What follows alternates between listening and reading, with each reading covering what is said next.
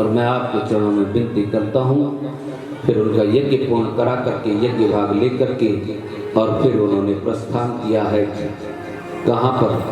कैलाश पर्वत पर। बोलिए शंकर भगवान की जय। अब आपके चरणों में हम विनती करें। अब एक पावन चरित्र आ रहा है, ध्रुव चरित्र। इस चरित्र को ध्यान से सुनना, शांत चित्त होकर के, और इसके बाद में आपकी छुट्टी। बोलो राधे राधे, बोलो राधे राधे। अभी कितने भी समय में हो, 5 बजे से थोड़ा 10-5 मिनट आगे पीछे भी हो जाए तो कोई बात नहीं। मैं तो सही 2 बजे यहाँ आ गया। अब आप जानो। बोलो राधे राधे। मैं टाइम का बहुत पंचुअल हूँ, क्योंकि मैं तो खाता ही इसी का हूँ। बोलो राधे राधे। भाई तुम लोगों पे काम हो सकते हैं, मुझ पे तो कोई काम ही नहीं, यही काम है और क्या करूँ।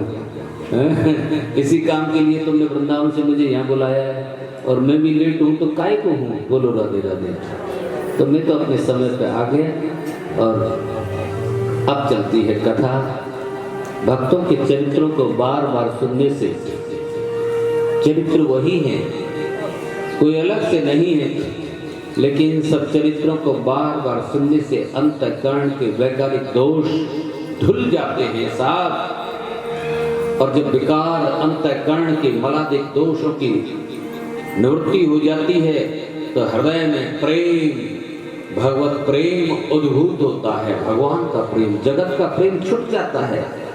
जब मलादिक दोष चले जाते हैं तो जगत का प्रेम चला जाता है, क्योंकि ये मल में मोह भी तो आता है, ये आसक्तियां सब चली जाती हैं, और इनको फिर हृदय में प्रेम उद्भूत होता है। और जब प्रेम हृदय में उद्भूत होता है तो उससे भक्ति परिपुष्ट होती है। इसीलिए इन सब चरित्रों को बार बार, पाख्यान वही है भागवत के, लेकिन एक बात मैं आपके चरणों में विनती करता हूँ, ये मेरे जीवन का खुद का अनुभव है, it is my own experience.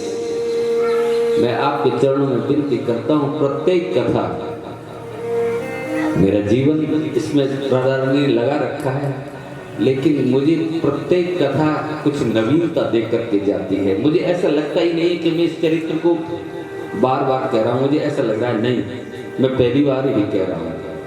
प्रत्येक पाख्यान, प्रत्येक संवाद, प्रत्येक भक्त का चरित्र मुझे ऐसा लगता है कि नहीं, मैं पहली बार कह रहा हूँ।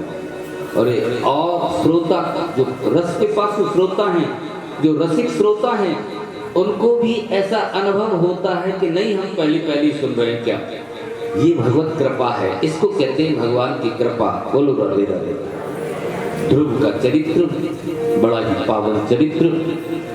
मैत्रेय जी विदुर को सुनाते हैं, शुका भगवान राजा परीक्षित को सुनाते हैं, सूत जी महाराज नैनसारण क्षेत्र में शौनक ऋषियों को सुनाते हैं। स्वयं मनु के पुत्र उत्तानपाद और उत्तानपाद की 2 पत्नियां थी, सुनीति और सुरुचि। सुरुचि छोटी रानी का नाम था, सुनीति बड़ी रानी का था। मैं आपके चरणों में विनती करूं, यद्यपि छोटी रानी का विवाह बड़ी रानी की सम्मति से हुआ था, लेकिन साहब जब से विवाहित होकर के आई छोटी रानी सुरुचि, उसने बड़ी रानी को राजा के प्रेम से ऐसा वंचित करा दिया, वो बेचारी अलग महलों में पति प्रत्यक्षता का जीवन जीती है, पति प्रेम से वंचित। लेकिन एकमात्र उनके जीवन का अवलंब था 5 वर्ष का बालक ध्रुव। जाये उत्तान पादस्य सुनीति सुरुचस्तयो सुरुचिः प्रेयसी पत्यने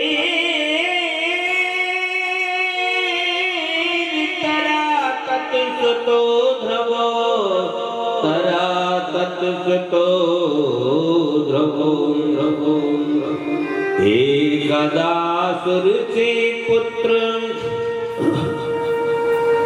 मनुकमारोपी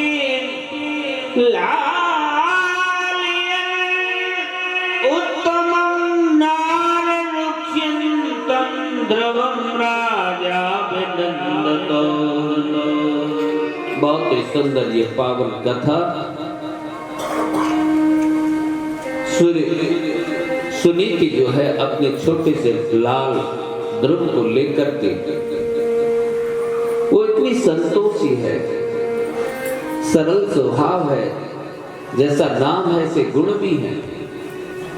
मैं आपके चरणों में विनती करूं कि वो एक दिन जो है ध्रुव को स्नान कराया, स्नान करा के बालों में कंघी दी और फिर ध्रुव को कह दिया जाओ बेटा तुम खेल करके आओ, पिता के दरबार की तरफ चले जाओ। पिता के दरबार की तरफ जब जाते हैं ध्रुव, तो ध्रुव ने क्या देखा? एक रात सुरचे पुत्र मंक मारो पिलालियन उत्तमम नार वृक्षम ध्रुवम राजव। जो छोटी रानी का बेटा था उत्तम, वो राजा की गोदी में बैठा है। राजा गद्दी पे बैठे हुए हैं और एक गोदी में छोटी रानी का बेटा उत्तम बैठा था। अब जैसे बच्चों का स्वभाव होता है कि कोई एक बच्चा कोई काम करता है तो दूसरा भी उसको करता है। पिता तो उसके भी तो थे पिता, इसीलिए उन्होंने तुरंत ही जाकर के पिता की दूसरी गोदी में, एक गोदी में तो वो बैठा था, दूसरी गोदी में आकर के वो भी ध्रुव बैठ गए। पिता तो उसके भी तो थे। पिता ने तो कुछ नहीं कहा, लेकिन ये छोटी माँ जो सौतेली माँ थी ध्रुव की, उससे सहन नहीं हुआ। उन्होंने तुरंत ही खींच करके, हाथ पकड़ करके खींच करके और तुरंत ही उसे नीचे करके कहा, ए ध्रुव तू यहाँ बैठने का अधिकारी नहीं है। अब बच्चा जैसे जिज्ञासा बस कहता है, बोले क्यों माँ, मैं क्यों नहीं बैठ सकता? बोले तुझे यहाँ बैठने के लिए भगवान की बहुत दिनों तक तपस्या करनी होगी और तपस्या करके भगवान को प्रकट करना होगा और भगवान से ये मांगना होगा कि तुम मेरे कोख से जन्म लो, तब जाकर के इस गद्दी के अधिकारी बनोगे। इतनी बड़ी व्यवस्था को, लेकिन वो नन्हा सा ध्रुव क्या जाने बेचारा, वो रोता रोता चल देता है वहां से। रोता रोता अपनी माँ सुनीति के पास जाता है। माँ सुनीति ने जब देखा है, अपने लाल को रोता हुआ देखा, तो उन्होंने कहा बेटा क्यों रो रहे हो? समस्त वृत्तांत अपनी माँ सुनीति को सुना दिया। माँ मुझसे छोटी माँ ने ऐसा ऐसा कहा है। सुनकर के माँ सुनीति को क्रोध नहीं आया। देखिए कितनी सहिष्णुता, कितनी सहनशीलता उस माँ सुनीति में होगी। ऐसी माताएं तो हमारे देश का गौरव रही है साहब। तभी तो इतना वर्ष बीत गए, कितने युग बीत गए, फिर भी माँ सुनीति की कथा को हम सुनाते हैं। उन्होंने कहा बेटा तेरी छोटी माँ ने जो कुछ भी कहा है ठीक कहा है बेटा। कोई भी परम पद प्राप्त किया जाता है। ये जितने भी सत्ताधीश तुम्हें दिखाई दे रहे हैं ध्रुव, इनके पीछे इनका तपोबल है, इनकी तपस्या है। हम ऐसे ही किसी को नहीं ना समझ लें कि भाई फलाना व्यक्ति विधायक हो गया, मंत्री हो गया, नहीं। कुछ न कुछ उसका तपस्या का बल है, जो आज भोग रहा है भोगों को, और चाहे इस युग में वो कुछ भी नहीं कर रहा हो, जरूर उसका कोई न कोई पूर्व जन्म का पुण्य फल जरूर है। उन्होंने कहा बेटा मुझे लगता है कि जो है ये सब जो कुछ भी है उनका तपोबल है, तुझे रोना नहीं चाहिए। तेरी छोटी माँ ने जो कुछ भी कहा है ठीक कहा है। अब तो वो नन्हा सा बालक ध्रुव कहता है माँ जब सब कुछ तपस्या से मिलता है माँ, तो मुझे अनुमति दो और आशीष दो माँ कि मैं भगवान की तपस्या करने के लिए जाऊं और भगवान का दर्शन करके फिर तेरे चरणों का दर्शन करूं। अब आपके चरणों में मैं विनती करूं, कौन ऐसी माँ होगी जो 5 वर्ष के अपने बच्चे को जंगलों में तपस्या करने के लिए भेज दे? कोई माँ ऐसी है? बताओ किसी माँ में इतना कलेजा है? नहीं। वो माँ थी तो माँ सुनीति थी। जो 5 वर्ष की अपने लाल को वो जानती थी, वो परमात्मा में स्वयं विश्वास करने वाली माँ थी। वो जानती थी कि मेरा लाल मेरी गोद से अवश्य जा रहा है, लेकिन कहाँ जा रहा है? परम पिता परमात्मा की गोदी में जा रहा है। और मेरी गोदी से ज्यादा जगत पिता की गोदी में इसे सुरक्षा मिलेगी। बड़े प्रेम के साथ में उसे अनुमति दे देती है, जाओ मेरे लाल। लेकिन एक बात ध्यान कर लेना, तुम जंगल में तपस्या करने के लिए जा रहे हो, वहां जंगल में बड़े बड़े शेर, चीते, बगैर तुम्हें जंगली जानवर देखने को मिलेंगे, लेकिन उनसे डरना मत। तुम निर्भीक होकर के तपस्या करना मेरे लाल, क्योंकि तेरी स्वयं श्री हरि रक्षा करेंगे। हो, मैं आपके चरणों में विनती करूं, इतना विश्वास जमाने वाली कौन थी? उनकी माँ थी। बच्चे की प्रथम गुरु कौन होती है? माँ होती है। माताएं जो शिक्षा, सब शिक्षा अपने बच्चों को देती थी, इन माताएं अपने कर्तव्य का पूर्ण रूपेण निर्वहन नहीं करती हैं। आज की माताएं जैसे संस्कार देती थी, संस्कारवान संतान बनाती थी, वो नहीं कर पा रही है।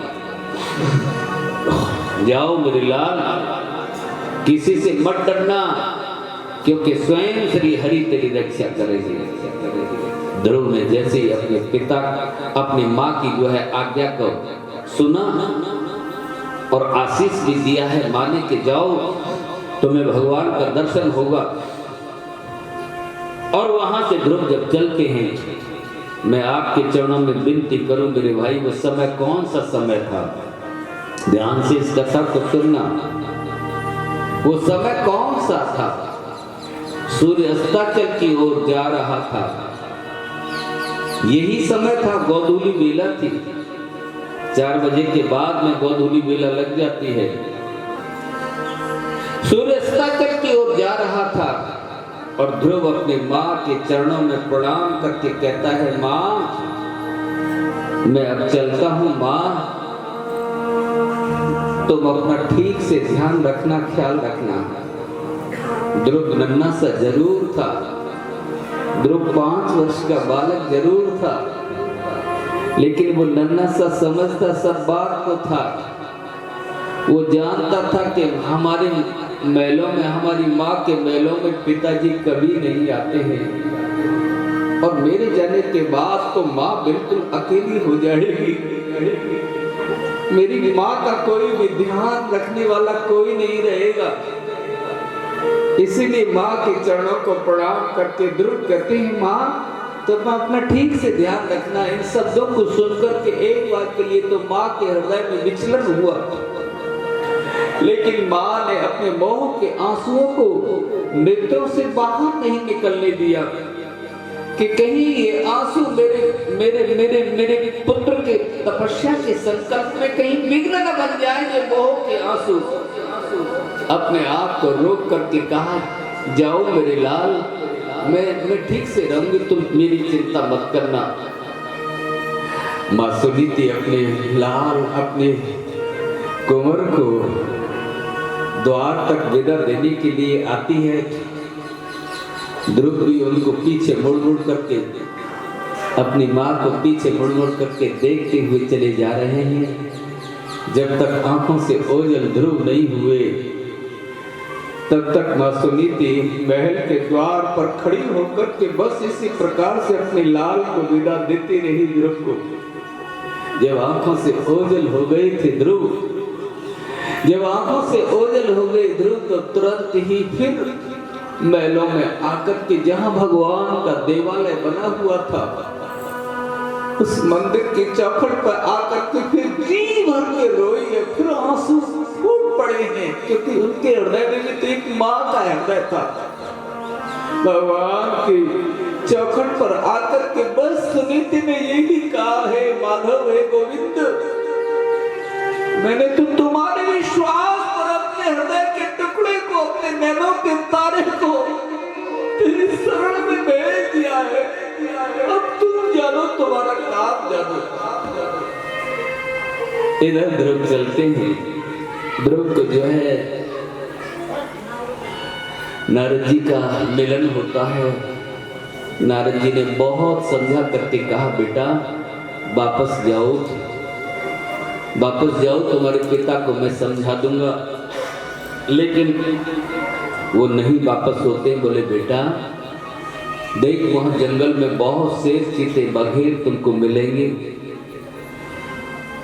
वो तुमको खा जाएंगे, इसलिए तुम वापस चले जाओ। लेकिन बड़ी दृढ़ता के साथ में वो ध्रुव उत्तर देता है, नहीं नारद बाबा, मेरा कोई कुछ नहीं बिगाड़ सकता, क्योंकि मेरी माँ ने मुझसे कहा है कि स्वयं श्री हरि मेरी रक्षा करेंगे। ओ ऐसी दृढ़ता को देख करके नारद जी का हृदय आनंदित हो जाता है। धन्य है बेटा तेरी माँ को, धन्य है तेरी माँ को, जिसने अपनी कोख से तेरे जैसे भक्त लाल को जन्म दिया।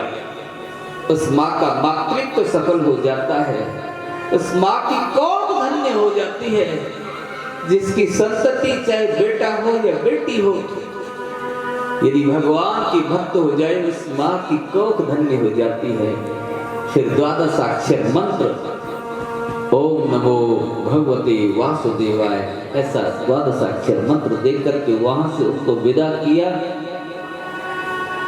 ध्रुव वहां से चलते हैं, चिंतन करते हुए जा रहे हैं कि संसार से क्या आशा रखना। संसार की आशा दुखदाई है। आशा ही परमम दुखो, नैराश्य परमम सुखो। और ध्रुव कहां से चले हैं? उत्तानपाद की राजधानी का लेख मिलता है बिठूर, गंगा के किनारे बिठूर घाट जहां पड़ता है हमारे उत्तर प्रदेश में बिठूर। वहां राजधानी, उत्तानपाद की राजधानी का लेख मिलता है। श्रीमद् भागवत नहीं, मैंने अन्य ग्रंथ में पढ़ा है। और कहां आकर के उन्होंने तपस्या की थी? ध्रुव टीला मधुवन, जहां आपको दर्शन कराए होंगे। जिन लोगों ने ब्रज परिक्रमाएं की हैं उनको पता है। अब थोड़ी सी झाड़ी रह गई है। वहां से चले जंगलों के रास्ते से, भगवान का विस्मरण भी न हो जाए, द्वादशाक्षर मंत्र का अब चिंतन करते जा रहे हैं ध्रुव। संसार के लोगों से आशा न किया करना, जब कोई नहीं अपना श्री कृष्ण कहा करना। संसार के लोगों से आशा न किया करना, जब कोई नहीं अपना श्री कृष्ण कहा करना। ओम नमो भगवते वासुदेवाय। ओम नमो भगवते वासुदेवाय। ओम नमो भगवते वासुदेवाय। ओम नमो भगवते वासुदेवाय। ओम नमो भगवते वासुदेवाय। ओम नमो भगवते वासुदेवाय।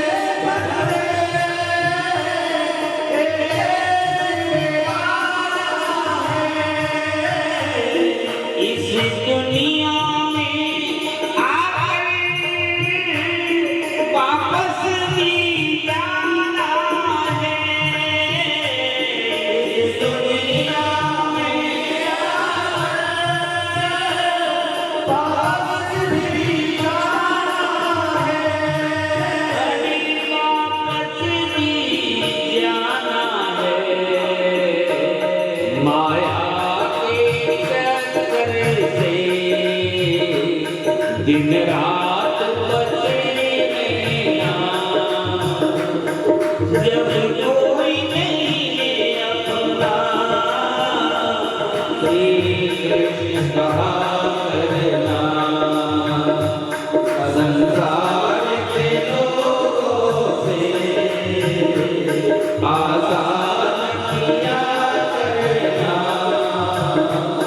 जब कोई नहीं अपना, श्री कृष्ण कहा करना। ओम नमो भगवते वासुदेवाय, ओम नमो भगवते वासुदेवाय, ओम नमो भगवते वासुदेवाय, ओम नमो भगवते वासुदेवाय, ओम नमो भगवते वासुदेवाय, ओम नमो भगवते वासुदेवाय। जीवन के समुद्र में तूफान भी आते, जीवन के समुद्र में तूफान भी आते, जो उनको भजते प्रभु पार लगाते, जो उनको भजते प्रभु पार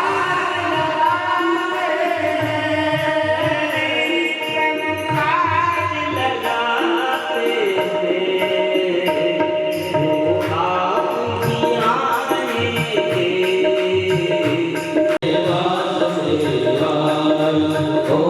नमो भगवते वासुदेवाय,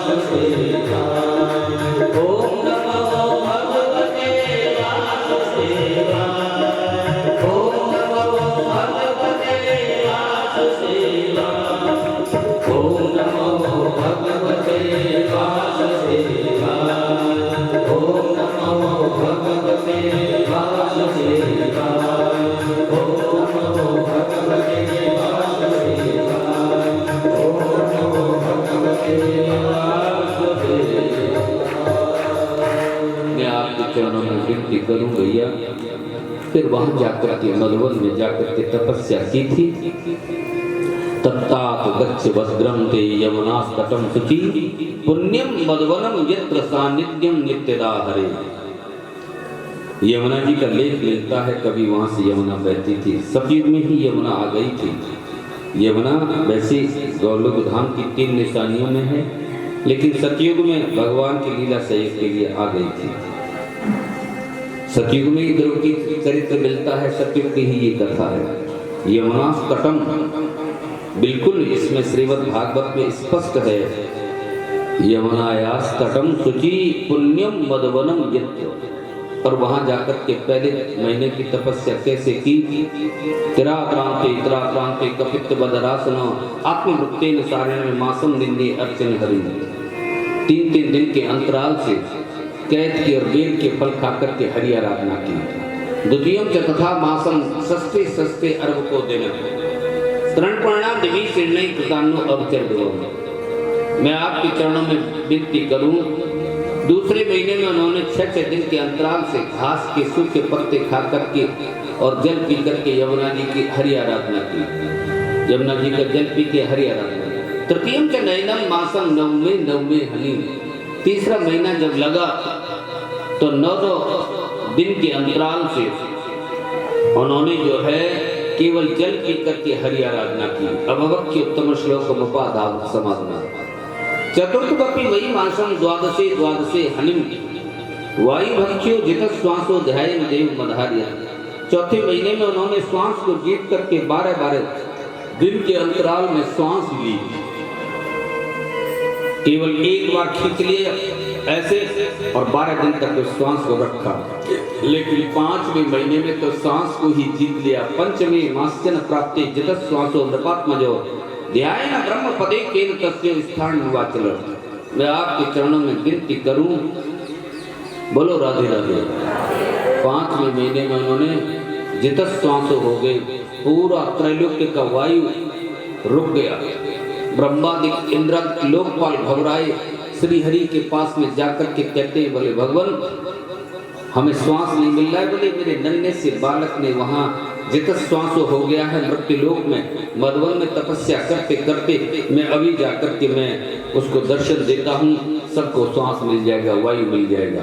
भगवान वहाँ आए हैं मधुवन में, और जिन्होंने मधुवन का दर्शन किया है, बोलो राधे राधे, मधुवन के दर्शन किया है, वहाँ की आवा मंडल ऐसा आज भी लगता है कि यहाँ भगवान आए हैं।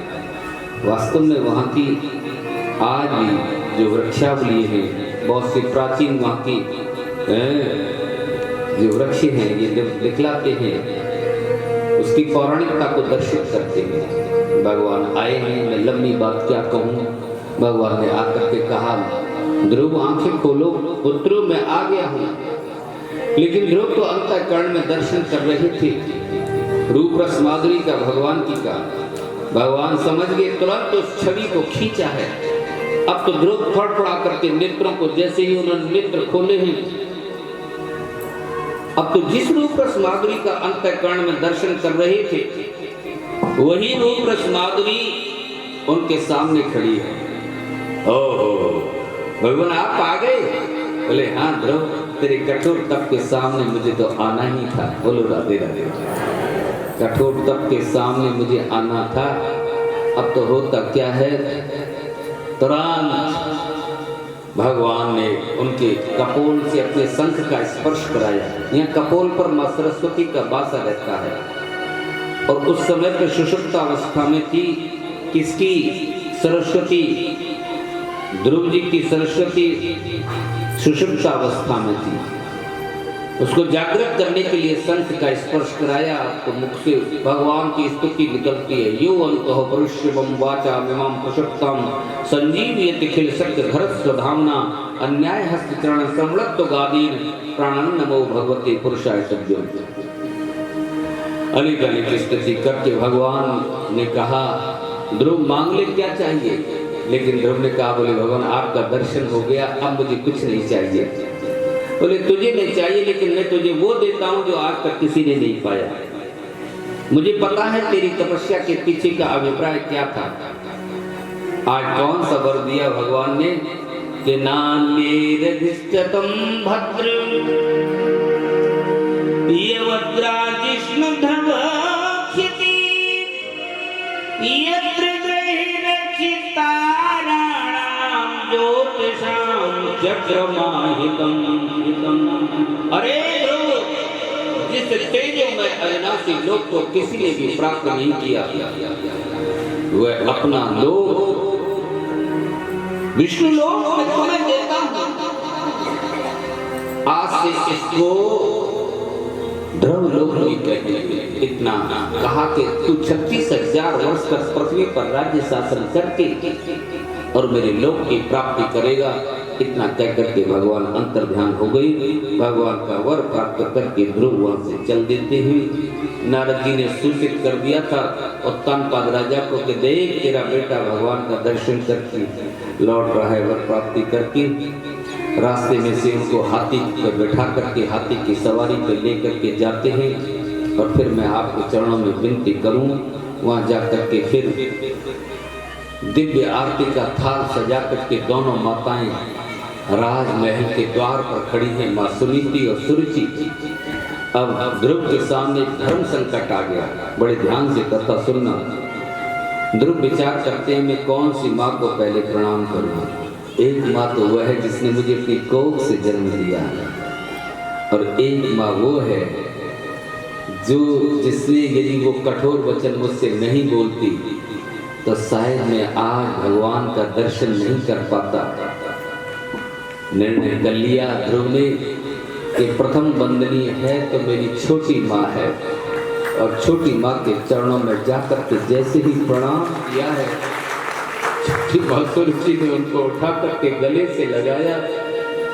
ध्रुव अपनी छोटी माँ को क्षमा नहीं करोगे? नहीं माँ, तुम ऐसा मत कहो माँ, तेरे उपकार को तो ये ध्रुव युग युगांतर तक भूल नहीं पाएगा।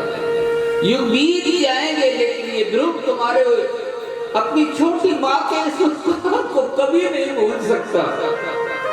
यही तो भक्तों का स्वभाव होता है कि अपकार में भी वो उपकार ढूंढ लेते हैं। और फिर वहां पर उत्तानपाद ने उसने तुरंत ही राज मुकुट सौंप करके उत्तानपाद राजा को भगवत आराधना के लिए चले जाते हैं। मैं आपके चरणों में विनती करूं मेरे भाई, देखिए ध्रुव ने राज्य शासन किया। एक दिन क्या है कि कुछ समय के बाद में उत्तम इसका छोटा भाई जो सौतेली माँ का बेटा था, वो शिकार खेलने के लिए जाता है, गंधर्वों के द्वारा उसको मार दिया गया। थोड़ा ईगो कम करो लाला, सो मत, ईगो ज्यादा हो रहा है बस। अब होता क्या है कि जब उत्तम की मृत्यु का समाचार घर पे सुनाया आकर के लोगों ने, तो उनकी मां ने भी अपने प्राणों का त्यागन कर दिया। अब तो मां सुरुचि छोटी मां और उत्तम दो मृत्यु जब घर में हो जाती है, ध्रुव को क्रोध आ गया। और ऐसा क्रोध आया कि एक उत्तम के बदले में लाखों यक्षों का वध कर दिया, फिर भी उनका क्रोध शांत होने में नहीं आ रहा है। मैं आपके चरणों में विनती करूं मेरे भाई, भगवान का दर्शन करने से पुण्य जरूर मिलता है। भगवत दर्शन मिला था ध्रुव को, लेकिन विकारों की निवृत्ति जब तक सत्संग नहीं मिलता है, काम क्रोध मद लोभ मोह, इन पंच विकारों की निवृत्ति कब होती है? जब सत्संग मिले, अच्छा सत्संग मिले। नहीं तो अहंकार, जरा सी देर में हम अहंकारी हो जाते हैं। मैंने बहुत से मठाधीशों को देखा है, जरा सी देर में अहंकार, जबकि वो धर्माचार्य हैं। बहुत से लोगों को भी मैंने देखा है, सेवा करते करते अहंकार आ जाए। भक्ति में भी अहंकार बहुत जल्दी आता है, मैं कुछ हो गया हूँ। इसको निकाल करके विनम्र बने रहो। सेवा कार्य को भी आप कर रहे हैं, गौ माता की सेवा कर रहे हैं, विनम्र बने रहो, तब जाकर के भगवान के प्रिय पात्र हम बन सकेंगे। यदि हम कुछ करते करते अहंकार को प्राप्त हो गए तो ये समझो विकार के वशीभूत हो गए, परमात्मा से दूर हो गए। ये क्रोध रूपी विकार के वशीभूत क्यों हुआ ध्रुव? कि ध्रुव ने भगवान का दर्शन तो किया था, लेकिन उसे सत्संग नहीं मिला था। फिर कुबेर ने जाकर के मनु महाराज से कहा, महाराज आपका पुत्र मेरी संतति को नष्ट कर रहा है, उसे रोको ना। फिर आते हैं, कौन आते हैं? फिर आते हैं मनु महाराज आते हैं, और मनु महाराज ने फिर सत्संग सुनाया है ध्रुव को, बेटा बस करो, ये क्रोध करना ठीक नहीं है, क्रोध पापी नरक का द्वार है। अलम बत्सा तरोषण तमो द्वारेण पापमना येन पुण्य जनान एन तान वदिस करुणाशक तो ना बस। मैं आपके चरणों में विनती करूं। उन्होंने कहा, बेटा बस करो, ये क्रोध करना ठीक नहीं है, ये क्रोध पापी नरक का द्वार है, इसके वशीभूत होकर के तुमने निरपराध यक्षों का वध किया। ये साधु लोगों का मार्ग नहीं है पुत्र, ना ही मार्गो ही साधु नाम ऋषि केशान वर्तनाम यदात्मानम पराग्रही पशुभूत वैश्यम। इस जड़ शरीर को ही आत्मा मान करके इसके लिए पशुओं की तरह प्राणियों की हिंसा करना, ये साधु लोगों का मार्ग नहीं है। ना ही मार्गो ही साधु नाम ऋषि केशान वर्तनाम यदात्मानम। देख, भगवान की आराधना करना कितना कठिन होता है। सर्वभूतात्म भावेन भूतावासिन हरिम भगवान आराध्य दुराराध्य विष्णु स्तद परम पद। भगवान की आराधना करना बहुत कठिन होता है, लेकिन तुमने तो बचपन में ही भगवान की दर्शन प्राप्त कर लिया। देख, न चैते पुत्र भाकर हंतारो धन दानगा विसर्गा दान योस्ता वंशो देवम कारणम। कुबेर के अंश तुम्हारे भाई को मारने वाले कोई नहीं होते, क्योंकि सबके जन्म मरण का हेतु ईश्वर है, और वो ईश्वर ही सबके जन्म मरण का हेतु है। वो ईश्वर एवं भूतानी भूतात्मा भूतेश भूत भावना सुशक्तिया माया युक्त सृजंती चपात। बैठ जाओ, मैं तुमको अवसर दूंगा, समय मुझे पता है, तुम लिस्ट बना लो, सब अवसर दूंगा, लेकिन कथा सुनो। 10 मिनट की कथा रहेगी, कथा को गौण मत समझा करो। कथा के दौरान बिल्कुल कोई भी चीज, मैं आपको पूर्ण समय दूंगा, और मुझसे भी तुम जो बुलवाओ तो मैं बोलूंगा। क्योंकि कथाई में गौ माता के लिए कह रहा हूँ, तो ऐसा थोड़ी है। मैं भी समझता हूँ तुम लोग। मैं तो कल भी पूछा था कि भाई कुछ बोलना चाहते हो, तो नहीं आज तो लिस्ट खाली है। बोलो राधे राधे, आज तुम्हारी कुछ भर गई है तो उसको बोलेंगे नहीं। उन दानवीरों का जो है, ये तो दानवीर कर्ण की भूमि है। जिन दानवीरों के नाम सुनेंगे तो आपका भी उत्साह बढ़ेगा। लेकिन इससे पहले कथा सुन लो, फिर इसके बाद में सत्संग को सुनकर के क्रोध शांत हो जाता है ध्रुव का। और मैं आपसे इतना कहता हूँ, ध्रुव का क्रोध शांत जब हो गया तो एकदम से कुबेर ने कहा, बताओ तुम क्या मांगते हो? बोले मुझे कुछ नहीं चाहिए, एक वस्तु दे दो, अखंड हरि स्मरण, कभी न टूटने वाला भगवान का चिंतन। क्योंकि ये चिंतन जब टूट गया, छूट गया था, तो विकार, ये क्रोध रूपी विकार मुझ में प्रवेश कर गए थे। फिर इसके बाद में मैं आपके चरणों में विनती करूं मेरे भाई। हाँ, ध्रुव ने 36,000 वर्ष तक राज्य शासन किया था। 36,000 वर्ष कम नहीं होते, बहुत होते हैं मेरे भाई, बहुत होते हैं 36,000 वर्ष हैं। लेकिन एक बात हमें शिक्षा मिलती है कि उन 36,000 वर्ष शासन करने वाले लोग भी इस पृथ्वी से गए, वो भी इस पृथ्वी को साथ नहीं लेकर के गए। हम तो 150 साल में ही इतने अहंकार को लेकर के जीने लगते हैं कि जैसे इस पृथ्वी को हम साथ लेके जाएंगे। पृथ्वी किसी के साथ नहीं गई भाई। बड़े बड़े छत्रपति भाग गए देश छोड़, रही ना निशानी का उत्साह और वजीरा की। इस अहंकार का परित्याग हम जब तक नहीं करेंगे, ये अहम जो है ना, मनुष्य को मनुष्य नहीं रहने देता है, मनुष्य को पशु बना देता है। अहम सबसे बड़ी चीज है। हमारे गोविंद की प्रीति में सबसे बड़ी जो बाधक है वो अहम है। हम क्या हैं? कीड़े मकोड़े की तरह जीवन है। काल पर विजय प्राप्त यदि की है अपवाद के रूप में, तो ध्रुव का लेख मिलता है, जहाँ काल ने हाथ जोड़ करके कहा था कि राजन मुझे भी सेवा का अवसर आप देंगे? बोले हाँ दूंगा। जब भगवान की लोकी में प्राप्ति करूं तो तुम सिर झुका करके बैठ जाना, मैं तेरे सिर पर पैर रख करके दिव्य रथ में चढ़ जाऊंगा। काल को बस में, नहीं तो काल की बसीभूत सब हुए हैं। रावण ने जो काल को पार्टी से बांधा था, अंत में काल की बसीभूत हुआ। लेकिन काल को भी जिसने बस में किया वो ध्रुव भक्त ध्रुव था। ऐसा अपवाद और कहीं मिलता नहीं है, कहीं भी मैंने देख लिया है, जितना भी देखा है।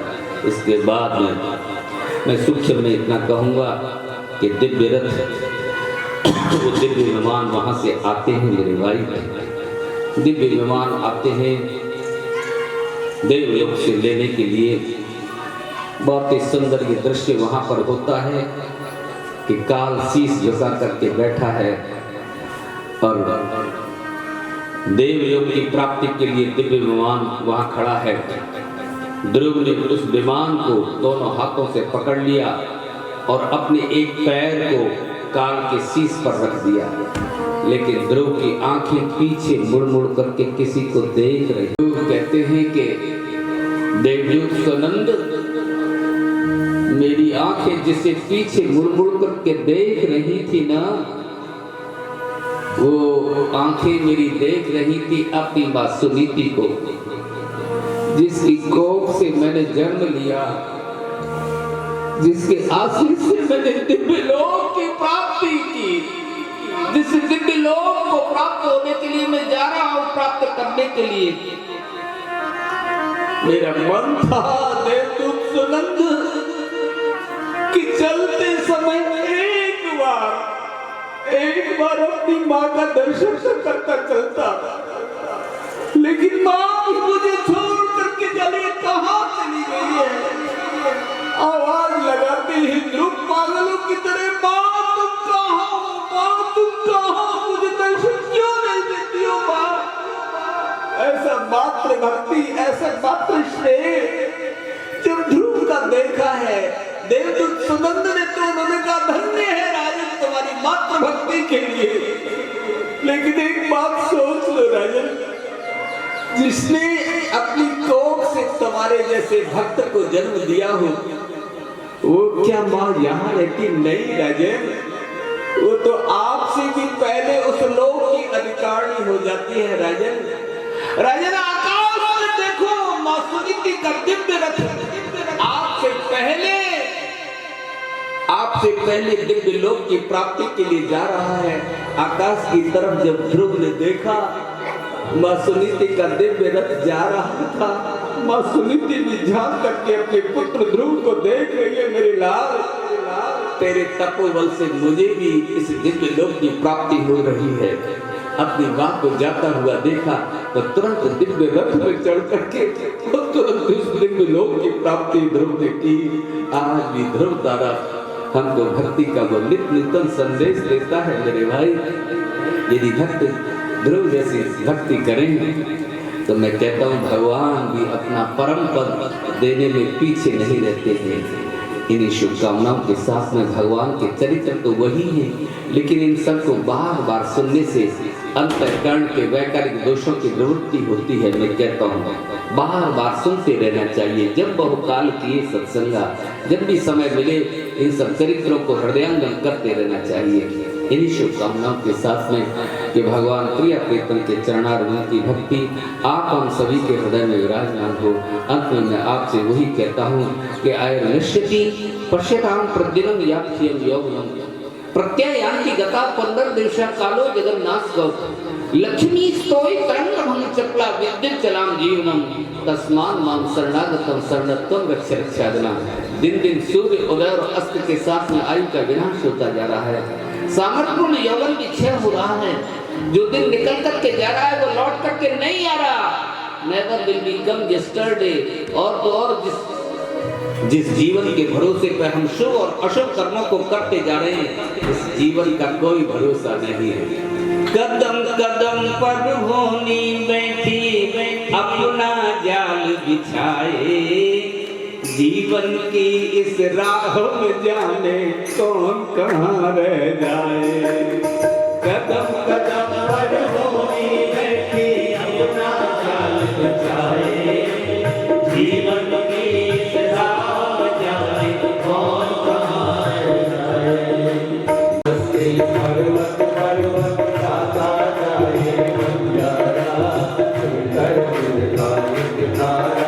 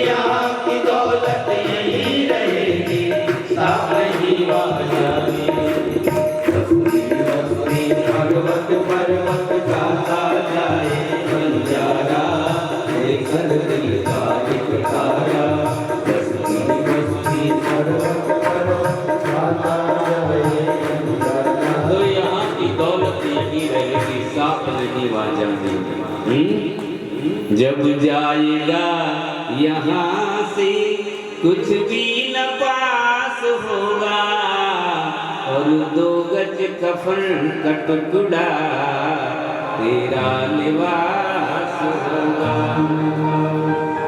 जिसको तू अपना माने ये जग जमीन जोरू है स्वप्न का तमाशा, मादर पिदर बगोरू छोटे मकान यहीं पर चिताओं में बास होगा, और 2 गज कफन का टुकड़ा तेरा लिबास होगा। जब जाएगा यहाँ से कुछ भी न पास होगा, और 2 गज कफन का टुकड़ा तेरा लिबास। अरे 2 गज कफन के टुकड़े को भी ये संसार छीन लेता है, ये आप भी जानते हैं, मैं भी जानता हूँ। ये संसार बहुत निष्ठुर है मेरे भाई। इसकी निष्ठुरता को देखने के लिए उस समय शायद, क्योंकि हमारी तो आंखें बंद हो चुकी होंगी, लेकिन जाते हुए व्यक्ति की निष्ठुरता को हम देख रहे हैं, जाने वाले व्यक्तियों की दशा को हम देख रहे हैं। कितने कितने कठोर। मैं आपसे एक बात कहता हूँ, एक माँ का प्राणांत हो गया। मेरे आंखों के सामने की बात है और बहुत अच्छी परिवार से वो माँ थी। मेरे सामने का ये दृश्य है। उनके कानों में भारी वजन की वो पहनने के सोने के वो थे।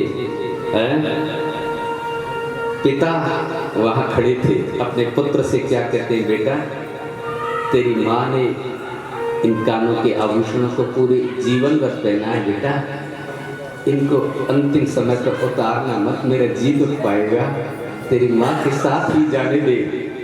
ये सुहागिन जा रही है, इसको ऐसे ही श्रृंगार के साथ जाने दे। लेकिन देखो पिता की तो भावना कैसी है कि मेरी ये धर्म पत्नी है, अर्धांगिनी है, इसके साथ जाना चाहिए। लेकिन जो बेटा जिसको माँ 9 महीने कोख में रखती है तो कितना निष्ठुर हो जाता है। कहता है अरे पिताजी क्या बात करती है, इतना सोना बेकार में उसमें आग में जला करके क्या करेंगे।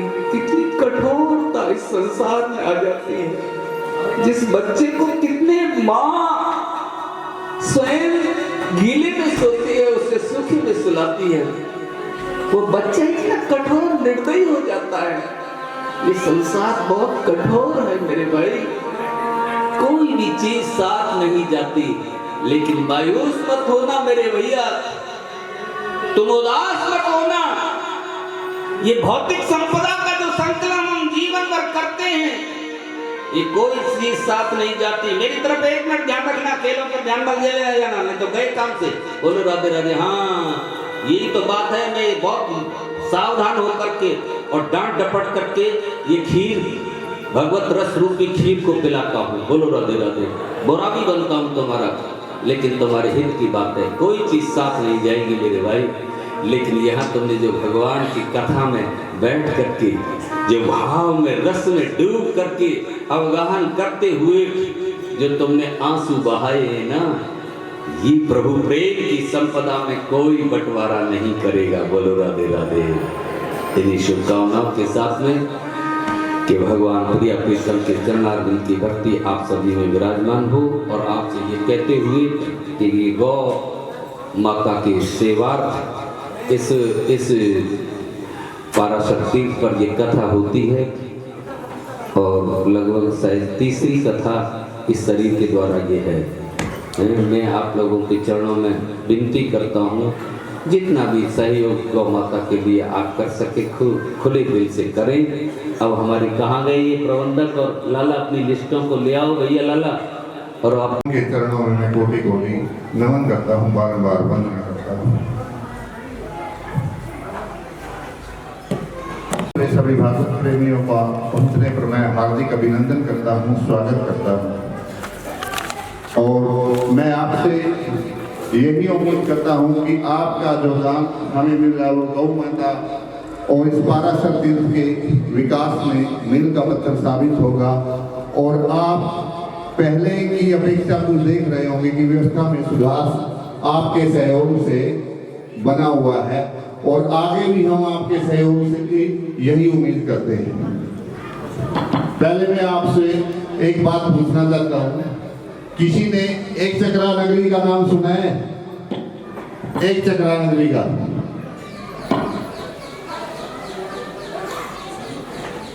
एक चक्रा नगरी का नाम किसी ने नहीं सुना। एक चक्रा नगरी वो थी जिसमें एक राक्षस था और वो प्रतिदिन भोजन लेता था घर से एक जीव का, और भीम ने जिसका वध किया था।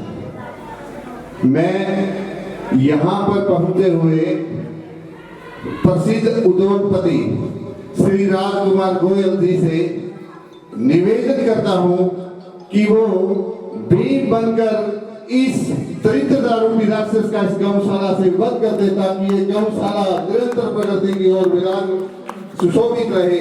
मैं उनसे बार बार निवेदन करता हूँ कि आपके सहयोग के हम आभारी हैं। आप ही की कृपा से ये गौशाला निरंतर प्रगति की ओर चल रही है।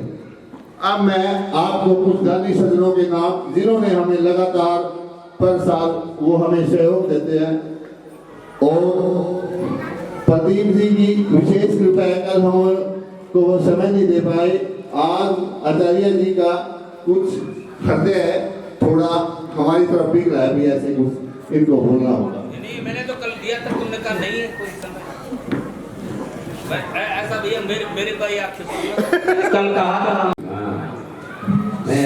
ऐसा मत कहो बेटा, मैं तुमसे कहा यहाँ से मैंने कुछ बोलोगे कि नहीं, तुम यहाँ से बस नहीं आज नहीं। लाला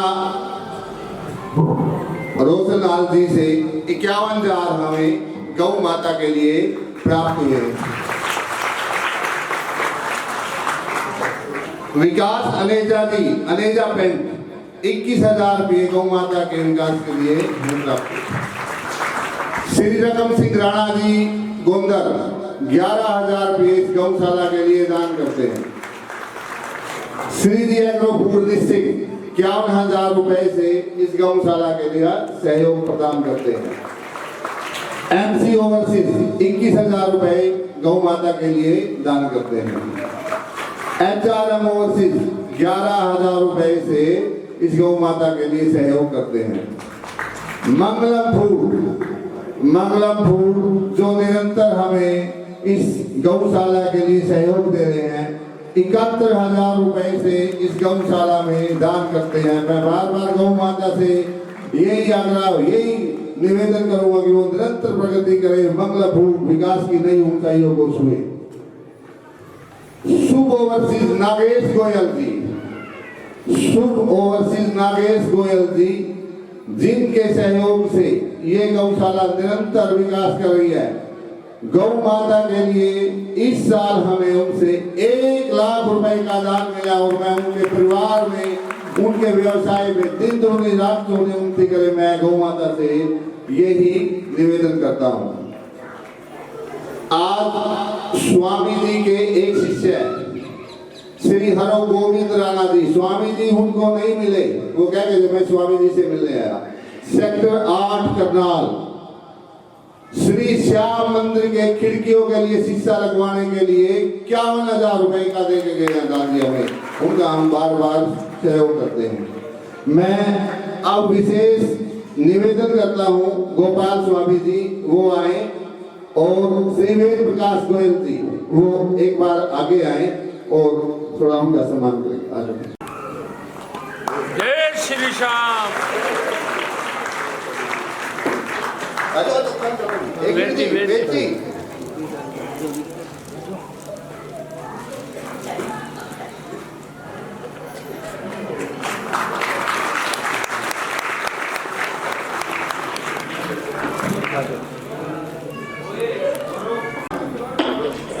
करते हैं राणा जी और यूपी तक जाते हैं।